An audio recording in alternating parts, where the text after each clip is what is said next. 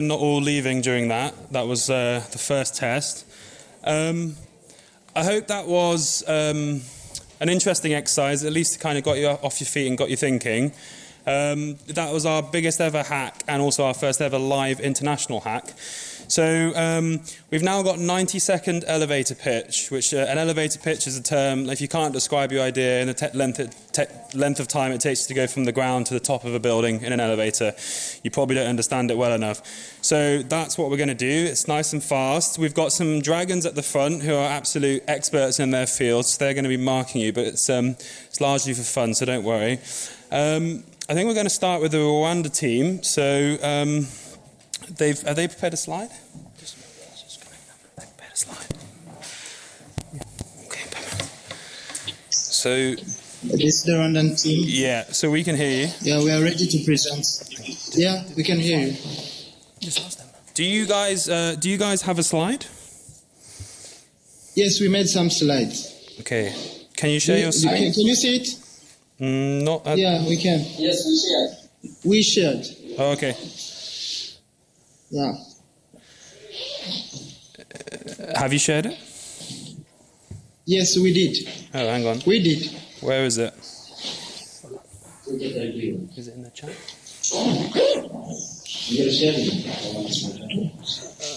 I can start again. Can he start? 1 second. We're just Are trying you to able to see it? No, just trying to get your slide up. No, we can't see your slide, Joseph. So It was on there a minute ago.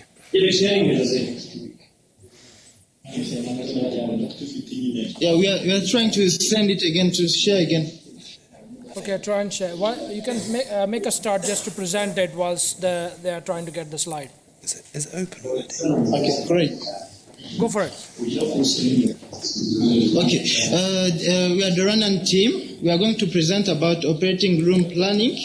We know in our country we have a big issue with many patients with a big delay. We will be presenting this as our project. So, as we know in our country, it is based on first come, first served policy. And we are planning to change it. So we are trying to prioritize and reduce the delay using a software database. As a plan of sort, the strength is about it is user-friendly. We have a good affordability and accessibility. About weakness, really we have big issue with internet in our country. And ICT challenges are still around for equipment and other reliable help. As opportunities, ICT staff are present, and we really have some electronic device to use. Threats are really around. Compliance with old people with using electronic things are still an issue, so they have their routine way to do things. Of course, the patient privacy has to be protected. It's still a big issue. As a conclusion, we think that is really feasible, and we can start implementing it. Thank you.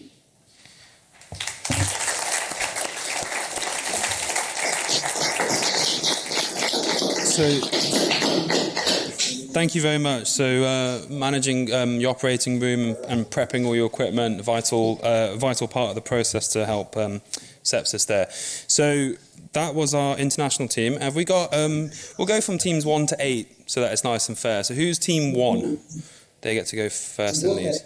Do we even have team 1? Can you come on up, please? Yeah. Yeah. What?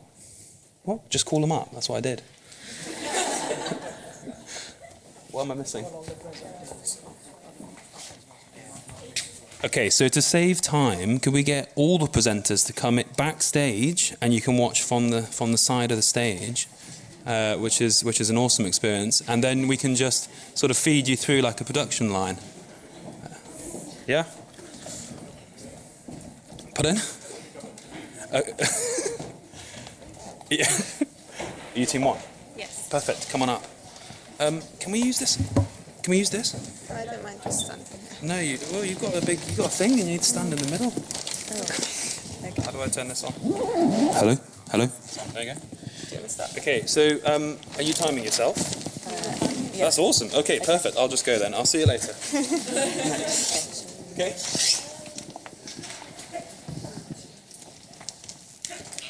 Good afternoon. We're here presenting STOP. This is the Sepsis Treatment and Observation Platform.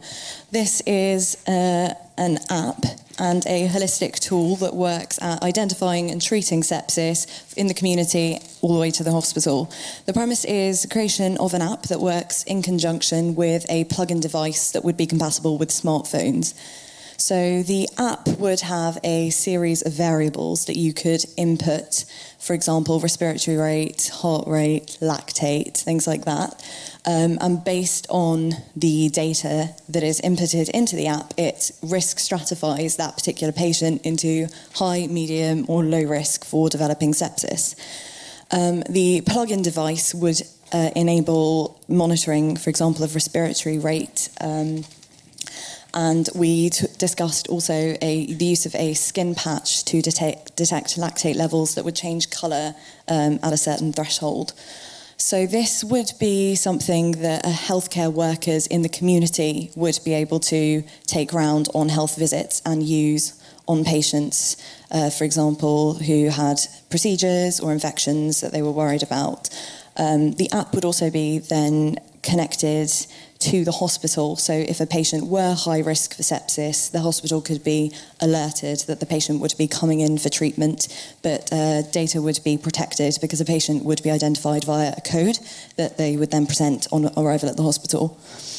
The strengths are that it's very easy to use, portable, cheap, and it uses existing technology like smartphones, and it keeps patient data safe.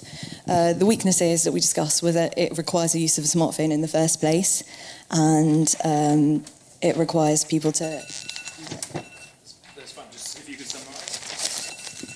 Okay, so to summarise, we think that sort of the main strengths of this are that it uses technology that's already available and sort of modifies that. It's simple to use, and we hope that it would be able to look at identifying sepsis in vulnerable patients in a community setting, and then identifying the patients who need hospital care the most. Perfect, thank you very much.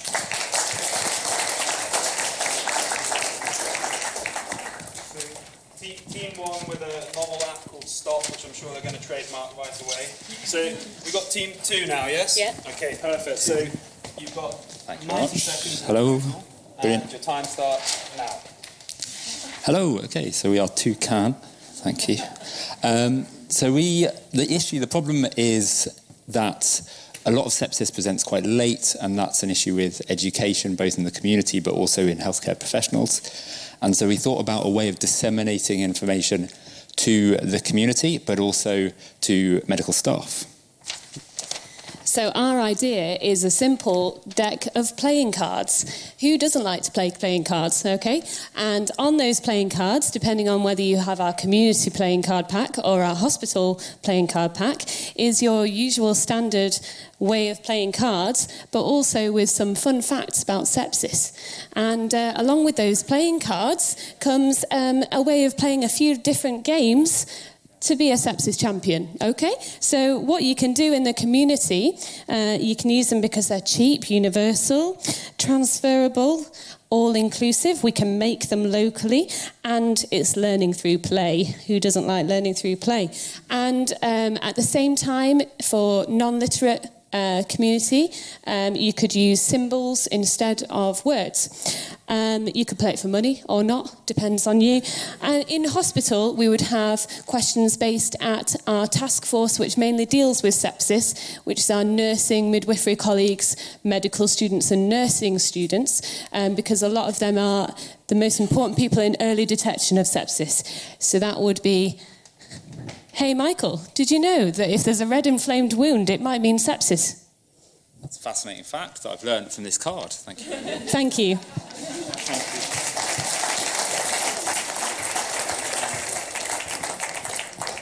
So, brilliant examples, frugal innovation and disruptive innovation with the card game. Fantastic. Right, so we've got team three now. Okay? A very clever idea. Oh, you've stolen their idea. Who trademarked it first? Okay, so you have 90 seconds and your time starts now. So our idea, Team 3, is a traffic light pack. Unmet need is identification of sepsis and potential patients that might be septic and that then they need to have something further. So basically we devised an idea kind of thinking about news and the use in the UK and also thinking about the traffic light, which is what GPs use, and then having a card pack with that stuck on the top of the box and just thinking of really simple identifiers that can be used in the community. So basically it would be a box with what to do and the traffic light at the top, and inside it would just be a watch, a thermometer. So basically we're just doing heart rate, temperature, respiratory rate, cat refill and AFPU, and then depending on that would be stratified, and then on the top what to do if it was green, yellow and red. So yeah, basically strengths are that it's cheap, it's transportable, it's simple, easy to use, and it has the opportunity to be outpatient and inpatient, I suppose, as well, but we just decided just to focus in the community. Weaknesses are just basically, this is just assuming that, okay, so someone's red, we know what to do with that here, but whether the logistics of actually getting them to the hospital, and just, I guess, education and language and all those kind of things. So that's what our negatives are. Yeah, basically that's it. Anything else?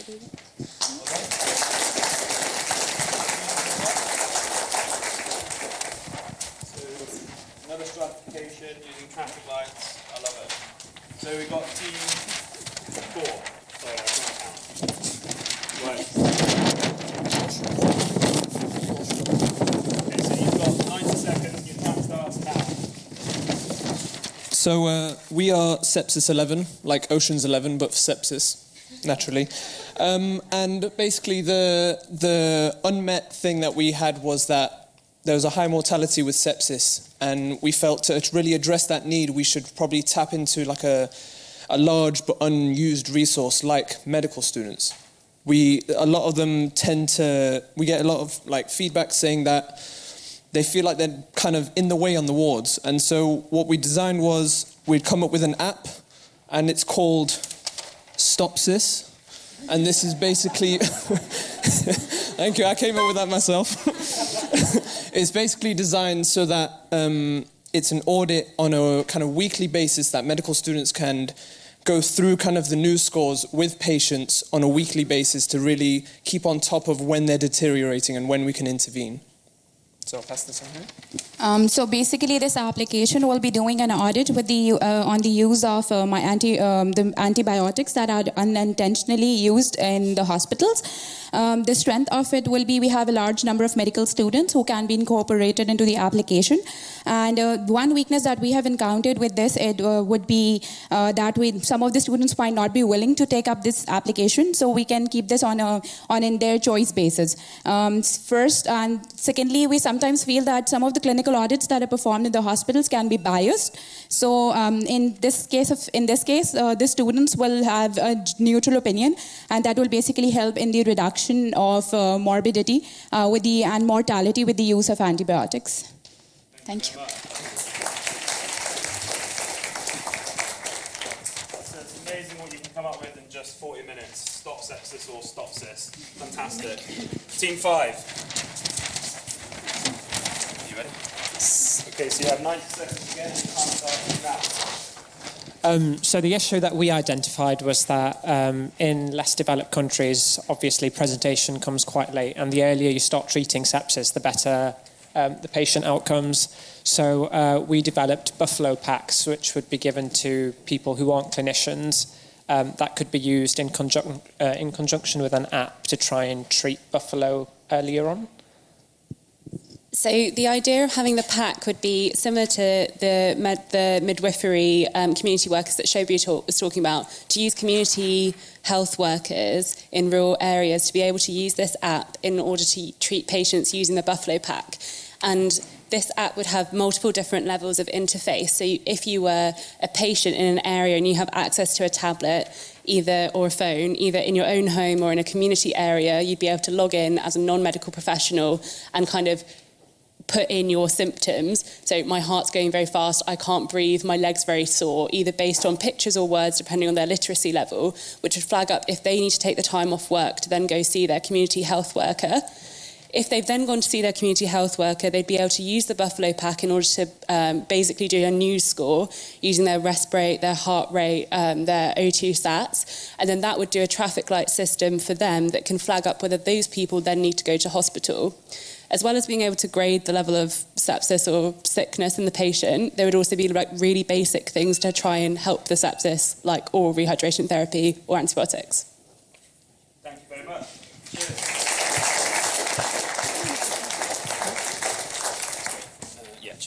So putting the power back into the patient's hand, getting them to self-assess and treat initially, really nice idea. Okay, so now we've got Team 6. Yeah, come on out. Woo! Yeah, okay. Here you go. I have an assistant to hold up my sheet. Your time starts now. Okay, great. So our team is called SCAR, Sepsis Cards Awareness Raising. So we've gone for a bit of a similar theme to some of the previous groups. And we really wanted to target the late presentation of patients with sepsis. So we had the idea of giving out sort of crib cards with basic vital signs that might be deranged in sepsis. So sort of respiratory rate, temperature, heart rate, which people can do without many resources in the community, and giving those out to community health workers. We also wanted to do some training in conjunction with this, so teach them how to correctly measure these vitals, and also to try and get them to integrate the cards into their daily practice. We thought this could also be particularly useful with traditional birth attendants in deliveries, so for any obstetric sepsis as well. So in terms of the strength of our idea, we thought it's low tech, low cost, user-friendly and not particularly controversial, so we thought it could be quite easy to implement. In terms of the weaknesses, the cards could possibly be quite easily lost, and it would be difficult to monitor whether people were actually using the cards that we gave them. And so we also thought that some of the difficulties might be that we're not sort of targeting the effects of sending more people to hospital, so we aren't actually helping people get more treatment, but hopefully by getting people treated earlier, they'll require simpler treatment. And yeah, that's it. Well done. Thank you. Thank you. So it looks like Gasoc need to get making cards and games, because this is a fantastic theme. Okay, number 7. Right. Who wants to start? Yeah. Okay. Time starts now. Hi, so I'm Robin and I'm Chanel. And we've created a lactate and temperature point of care kit. So it'll include a little device that you can wear to detect lactate changes, and then there'll be also a thermometer and some instructions included. So what makes our idea unique? Well, we thought we'd focus on the post-op population, and what's really cool about our idea is that it's going to be a stick-on skin, which is powered by the electrodes interacting with your own skin and creating a galvanic cell. So it has its ability to sort of power itself, and it will change colour depending upon the amount of lactate within the person's body, which is an indicator of the severity of their sepsis. So this will be given out post-operatively and can be used in both the hospital and community settings in order to act as an early intervention measure and hopefully reduce mortality in sepsis. So we thought that the strengths of this were that it can be used in the community as well. It's point of care. It will allow early intervention of sepsis. Some of the weaknesses that we identified was maybe kind of like literacy rate, and that we'd use pictures to try and involve kind of like all literacy rates. We thought as well that it might be difficult to distribute it, but we thought that in terms of... Thank you very much. Thank you.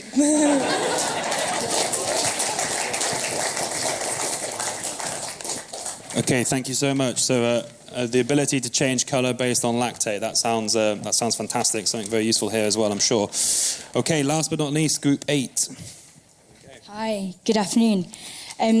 Our team wanted to address the need for the fact that we have late detection of septic and deteriorating patients, post-op patients on the ward.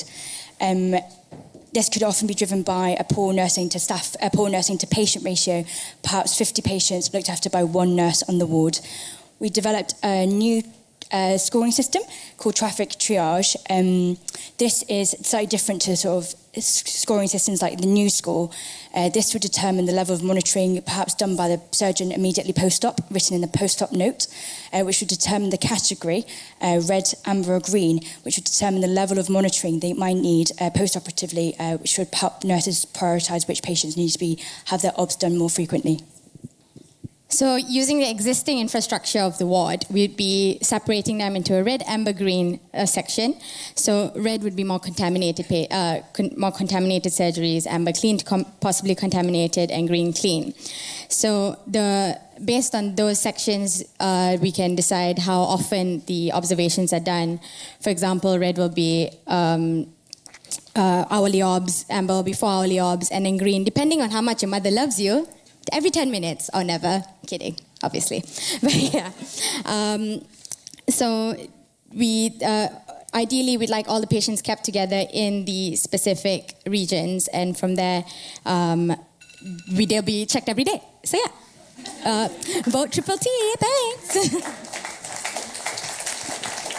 Thank you very much. So I'll be back in just 1 second. Ask the judges to decide on their scores. I'm just going to come up and do some live polling. Yeah, okay.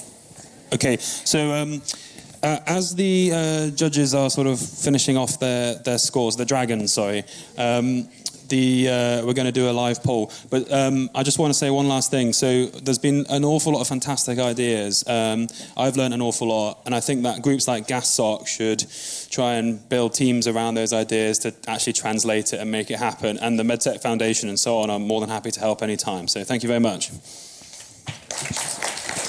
Well, thanks, Bill. So we've got 4 dragons here just deciding right now about who's the winner, and then I'll invite them to come up. Whilst they're deciding, I'm going to invite Kriti Ravi, Dr. Kriti Ravi, who has just is the junior-most person in Gasoc. Fantastic job she's done as a medical student, and now she's just started a FY1 job. Thank you very much for helping organize this conference. So she's going to talk a little bit about some of the polling that we've done, and we will do some live polling now whilst we have the dragons come up. Hello everyone, I'm Kriti, and thank you so much to all of you for participating in the poll that we had earlier. I think it was very useful from our point of view just to get an idea of what it was that was holding doctors, medics particularly, back from experimenting with technological innovation. And as you can see, so this is a word cloud. I'm sure most people are familiar with it, but the bigger the words are, the more often they've come up in our answers. And my interpretation of this is that doctors are sort of feel that they have a lack of knowledge about technology. I mean, lack is the sort of biggest word here. And hopefully, as highlighted by our speakers who've got lots and lots of experience, they've all had very steep learning curves, and we've highlighted to you at this conference, hopefully, that it's okay to not know and to ask if you want to get involved, even though the questions you may think are really, really stupid, because that's the point of the getting people together and getting people talking. If you knew all of this already, then you wouldn't be here.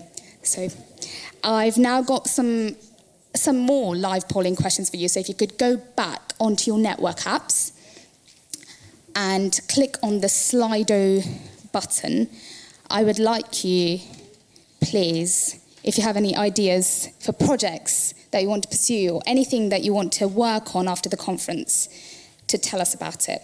And hopefully it will pop up as a word cloud as you guys are answering.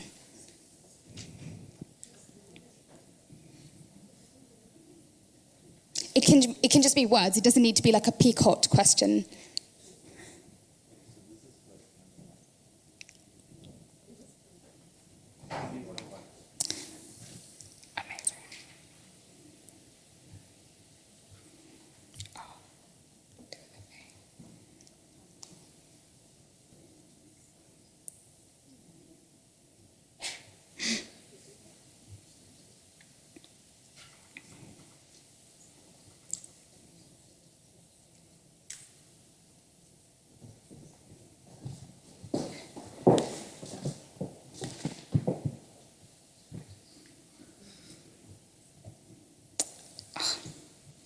I wanted to do the word cloud thing, which it was doing. Oh, there we go.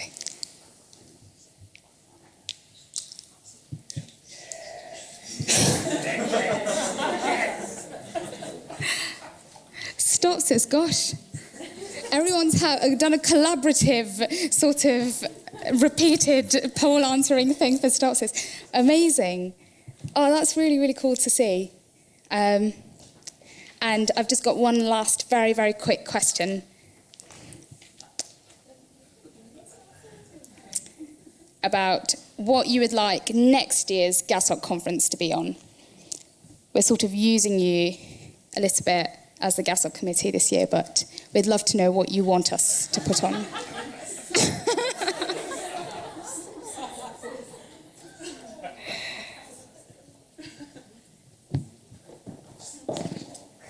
Just obs and gynae, just pediatrics.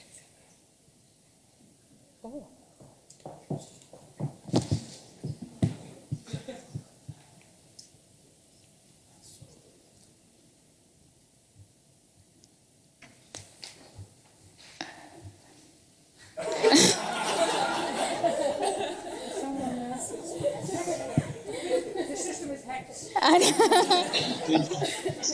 I think.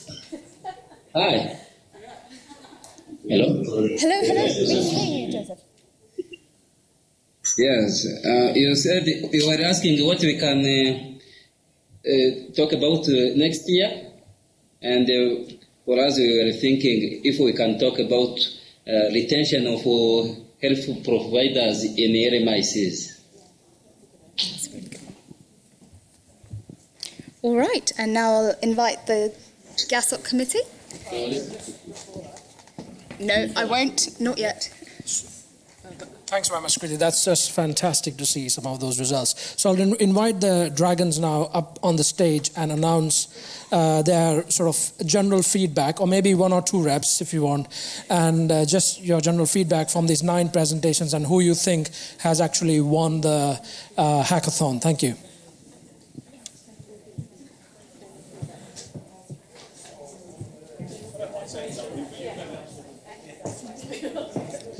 And if you are announced as the winner, then I want the whole group to come on the stage, please.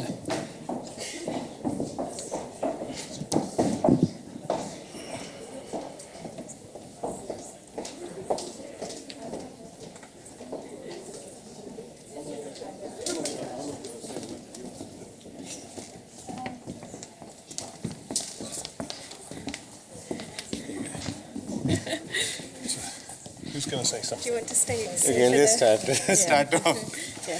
See, one of the feelings that we get is that we are becoming too old.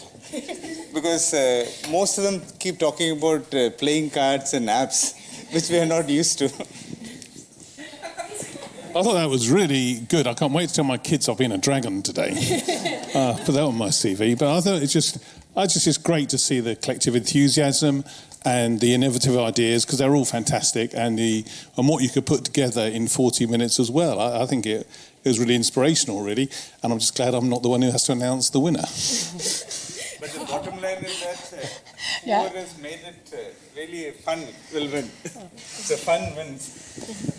Okay, yeah, I was also impressed by the creativity that came up, the different ideas, and also how in short time you can manage to think about so many things that you present in a short time, in 90 seconds. I was amazed about also the SWOT analysis that you did in a short time. Yeah. So, yeah, I think also that maybe you learn now that sometimes with quick brainstorm, you can make big steps. Another thing is, of course, bring it in practice. That's another thing. And there, I think, also where we as Dragons looked into what is possible and what might be getting difficult to bring it in practice. So, and I will give the word to the last Dragon. So just to reiterate everything, we really had a difficult time deciding which one is the winner, because they were all so good.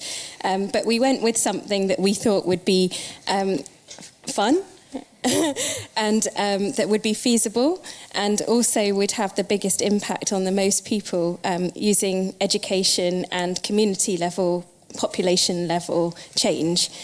So the winners are group number 2, Toucan. We loved your game of cards. So I don't know if there's a representative from Toucan to come here.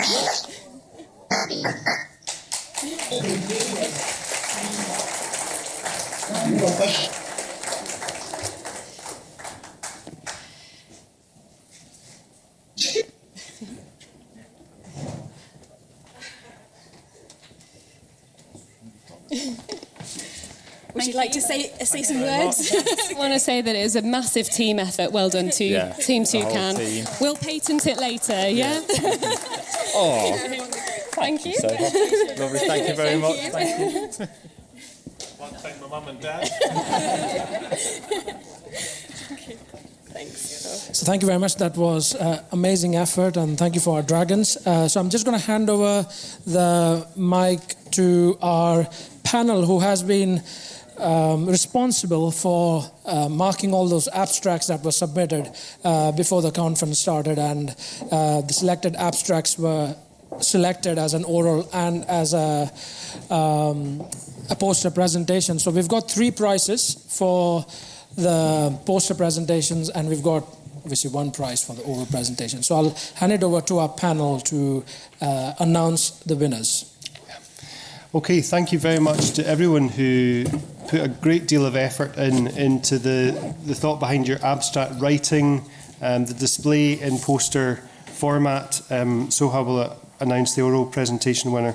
It is very difficult to judge. They are good in their own merits, but we, between us, tried to capture those which exemplified quality of presentation in the poster, quality of the work, and the potential to improve or inform practice. In 3rd place then is collaborative and frugal design of a device for gasless laparoscopic surgery in LMICs. Millie Marriott Webb, I think, is here. Want to come up?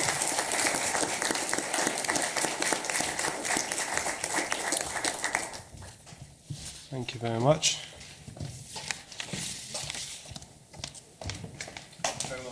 Well done, right?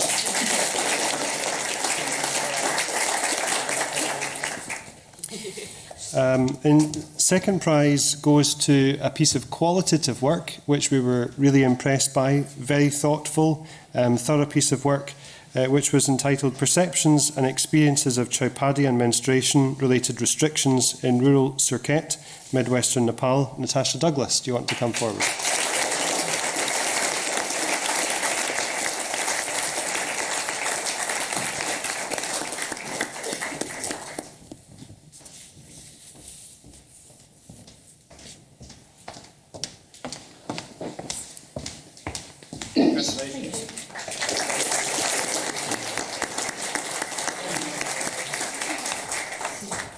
And then 1st prize goes to a really comprehensive piece of work investigating the extent of global health education in the UK medical schools. A lovely poster presentation in itself.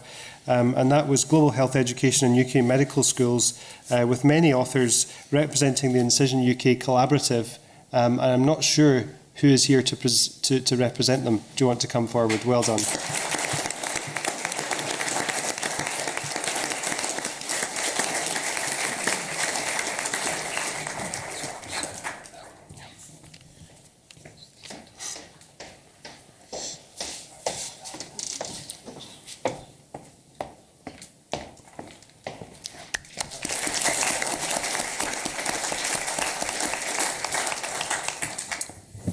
So we just wanted to thank all of our oral presenters for brilliant presentations and great work.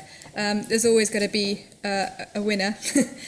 So we thought the presentation by James Chandler was really innovative piece of work and really well presented. So that's our best oral presentation. A digitally driven fabrication approach to allow affordable on-site manufacture of non-medical.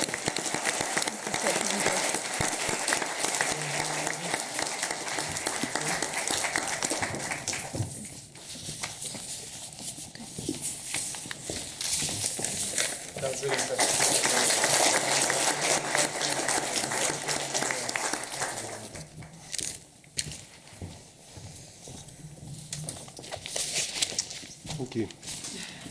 No. Okay, well, that's brilliant. So we are just coming to an end to the Gasoc conference. Can I please invite the whole Gasoc committee on the stage so you exactly know who is who? And if you've got any questions after we finish, then you can approach any of the Gasoc committee members for any questions. So I'm going to give the word to Sarah to just give her views about Gasoc and the conference.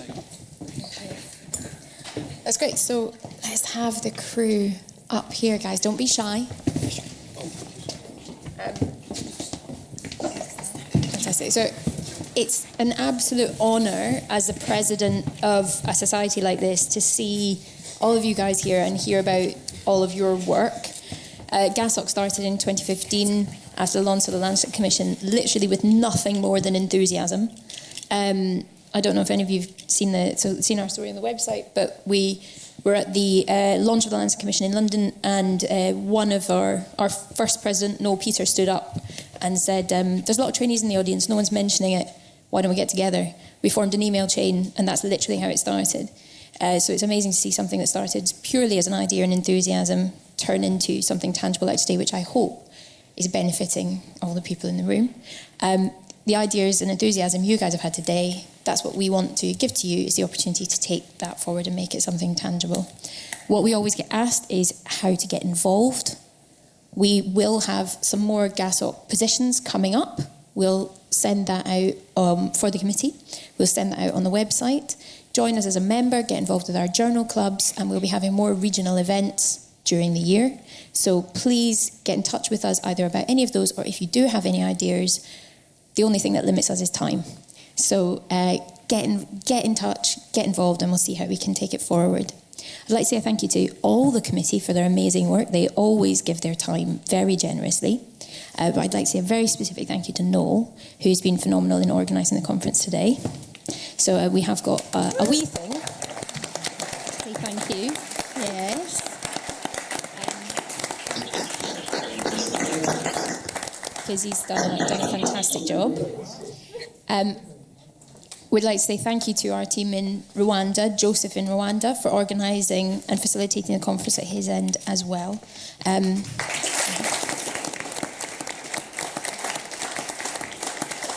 also just like to say thank you very much for Sarah for all the hard work that she's done as our president and organising this event as well. So before we close,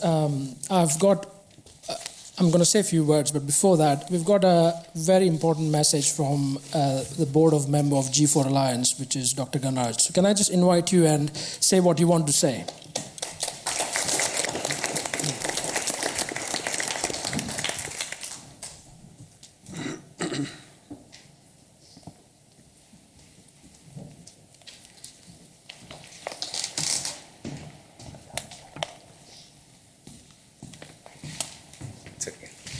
The G4 Alliance is an advocacy group with almost 120 member organizations who advocate for the neglected surgical patient.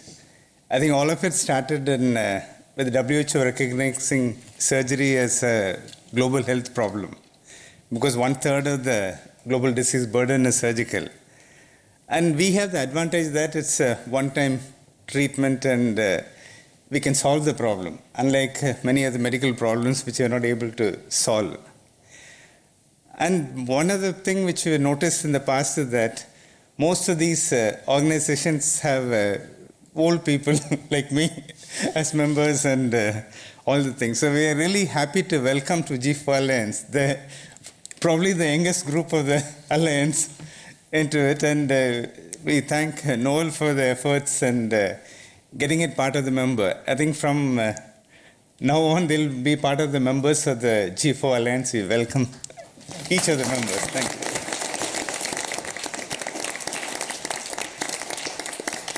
That's fantastic news to get Gasoc on the international map, let's say. So thank you very much, Dr. Ganraj, for having us as members of G4 Alliance. I just want to conclude by saying a real thank you to the staff of the Carriage Works Theatre. Really, they have been really supportive, very tolerant, and yeah, it's just been a fantastic place. So just applause for the Carriageworks Theatres, please. At the back, we've got James, who has been live streaming. So James, can you show your face, please? There he is. So he's been there behind the camera doing all the live streaming. And Jazz, who is doing all the lights in the box, so you can't see him because it's quite bright light. So thank you very much for all the lighting and mic and sound. So really good.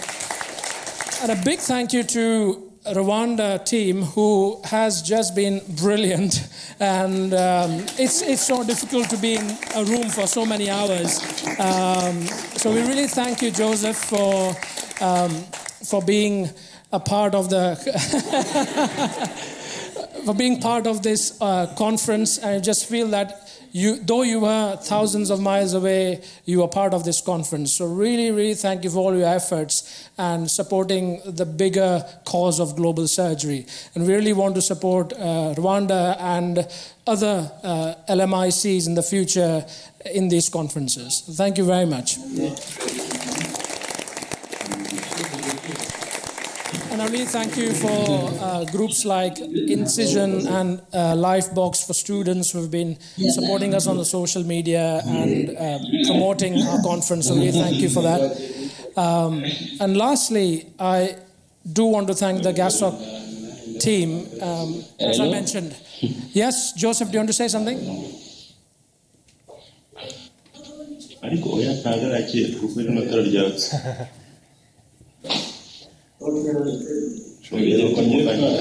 Okay, so let's get back to my talk. Yes, so we thank you very much to the Gasoc committee, because as I said, this is the first time that we've all met each other, and we've managed to organize a conference like this. And it's a great example, as I said in the start as well, that we've all got a common agenda, is to support the global surgery work in the LMICs, the 5 billion word you've sort of heard in the Lancet Commission. And everybody who stood on the stage have those common agendas, common goals. And we feel that after hearing this conference and these great speakers, participation by the oral presenters and the poster presenters, you have seen so much of enthusiasm for improving the sort of surgical standards in LMIC. So really want to encourage you to participate if you're not part of any sort of global surgery projects. And you saw UK-wide there are things going on, and an LMIC as well. So be encouraged. And lastly, don't forget to take risks to do things like this, because we've taken a massive risk to make sure that something like this happens, and we've not asked anybody's permission. So don't wait for anybody's permission, not your seniors, not your juniors. You can see how Incision is just spreading across the globe, and these students are not waiting for anybody's permission. They're just doing the job for global surgery. So just a word of encouragement really for sort of the global surgery work in the future. And thank you very much for participating so actively in the polling and the interactivity, and being very tolerant when we've had some tech issues. But overall, I think we've had a really successful conference, and we do hope that you'll continue to partner with Gasoc and G4 Alliance and sort of similar sounding bodies who are doing work in global surgery. I want to thank all the speakers who have sort of given time and traveled, and Dr. Ganaraj has come especially for the conference from India, Tim, Professor Dankelman who's come from Delft, Shobi who's come from Oxford, and Adriana from WHO, and Professor Weiser. It's just, you send them an email and they send you an email back saying, yeah, I want to be part of this conference. So, you've got these giants in global surgery who are very interested to support conferences like this. So you can do something like that at wherever you are. Lastly, just sort of finishing things up, we here conclude the conference. We've got some drinks for you guys at the bar on this floor, so please go and help yourself. And there's about half an hour for sort of mingling and chatting with each other. If you want to come and speak to any of the Gasoc members, please do come and approach, or to the speakers who are in the front. That's probably it. Anything else? Just feedback forms. So Doctors Academy, if you can do your feedback forms, they will email you. about the link for feedback, and that's how you get your course certificate. Is that okay? And also for the winners, we'll send you a certificate for your prizes that you won. So thank you very much. And we've got some presents for our speakers as well. So John is kindly going to we've got something from a place called Betty's. So Betty's is like a tea room in Yorkshire. So they've got some tea cakes and some, some wine. So please help yourself. And thank you very much for participation. Thank you.